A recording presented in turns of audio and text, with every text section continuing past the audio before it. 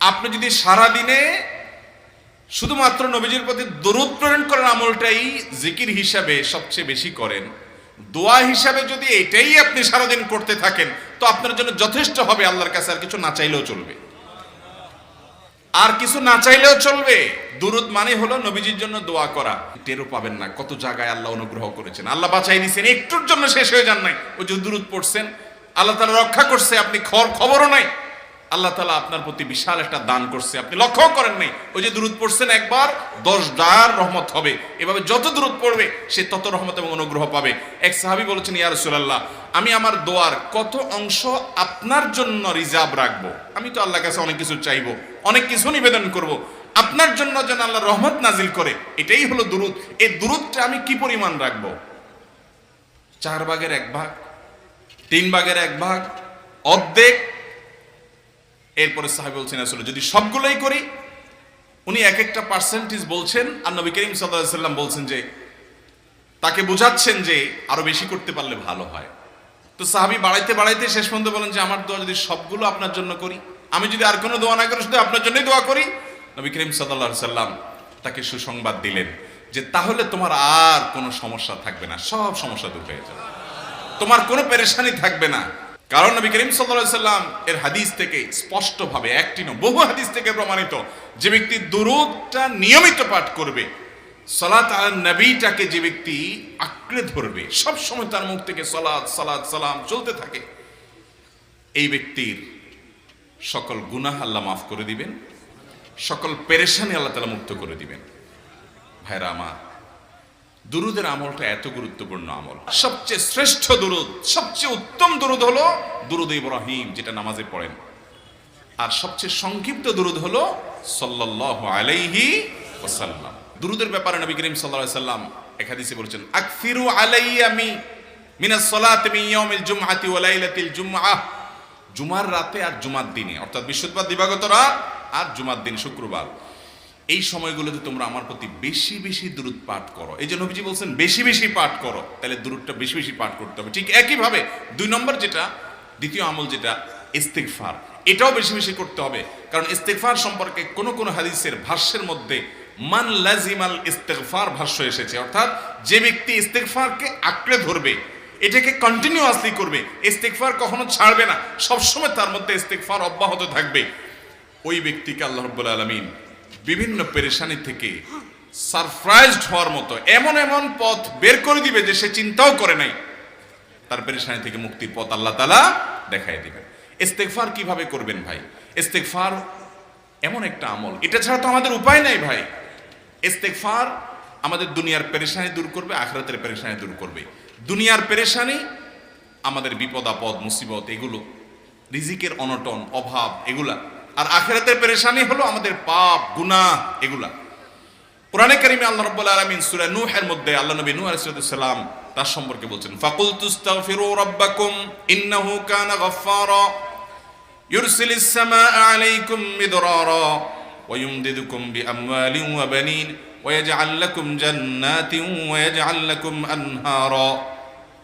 তিনি বলেন, আমি বলেছি আমার জাতিকে তোমরা ইস্তিগফার করো, আল্লাহর কাছে ইস্তিগফারটা করতে থাকো। রুটি রুজি নাই, চাকরি নাই, ইনকাম নাই, ব্যবসা খারাপ যাচ্ছে, পেরেশানি হচ্ছে, ইস্তিগফার ধরো, কি হবে? ইন্নাহু কানা গাফফারা। যদি ইস্তিগফার করো, 1 নম্বর লাভ হলো আল্লাহ মাফ করে দিবেন গুনাহ। যাতে ফসল ভালো হয়, রিজিক ভালো হয়, সেই ব্যবস্থা আল্লাহ করবেন। ওয়া ইউমদিদুকুম বিআমওয়ালিন ওয়া বানিন, ছেলে মেয়ে হয় না অথবা ভালো ছেলে মেয়ে নাই, আল্লাহ তাআলা নেক সন্তান দিয়ে তোমাকে শক্তিশালী করবেন, সম্পদ দিয়ে শক্তিশালী করবেন। ওয়া ইয়াজআল লাকুম জান্নাতিন ওয়া ইয়াজআল লাকুম আনহারা, আল্লাহ তাআলা প্রসবন দিবেন, ফসল দিবেন, বরকত দিবেন রুজিতে। কিসের মাধ্যমে? ইস্তিগফার। কিসের মাধ্যমে ভাই? ইস্তিগফার। ইস্তিগফার সকল সমস্যার সমাধান। ইস্তিগফারের ভিতরে সবচেয়ে শ্রেষ্ঠ ইস্তিগফার হলো সাইয়্যিদুল ইস্তিগফার। সাইয়্যিদুল ইস্তিগফারটা যদি মুখস্থ না পারেন, অন্তত লিখিত ভাষণটা পড়েন। সাইয়্যিদুল ইস্তিগফারের যে অর্থ, এটার যে মর্ম, বড় হৃদয়গ্রাহী ভাই, বড় মর্মস্পর্শী। ইমানদার এটার অর্থের দিকে তাকায় যদি পড়ে, তো তার অন্তর না গলে পারে না। এটা হলো বড় ইস্তিগফার।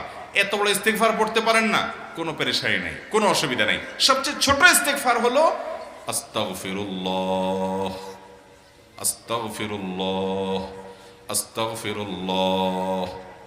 আল্লাহ আপনার কাছে ক্ষমা চাই, কত ভুল হয়ে যায়, কত অন্যায় হয়ে যায়।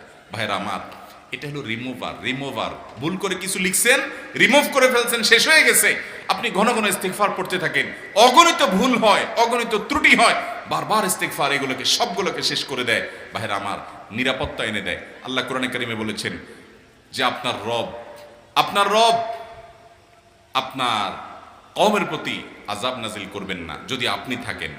আর যদি তারা ইস্তেগফারে রত রাখে তাহলে গণ আযাব আল্লাহর পক্ষ থেকে আসবে।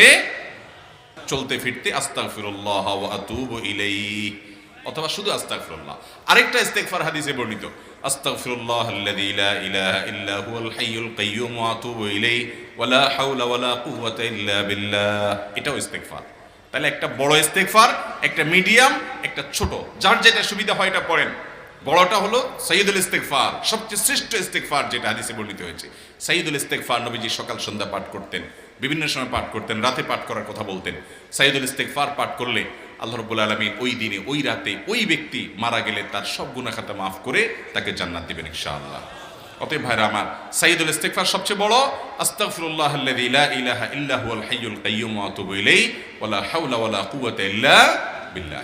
এটা হলো মাঝারি ধরনের। আর সবচেয়ে ছোট ইস্তেগফার হলো আস্তাগফিরুল্লাহ ওয়া আতুবু ইলাইহি। দোয়া ইউনুস জানা আছে তো?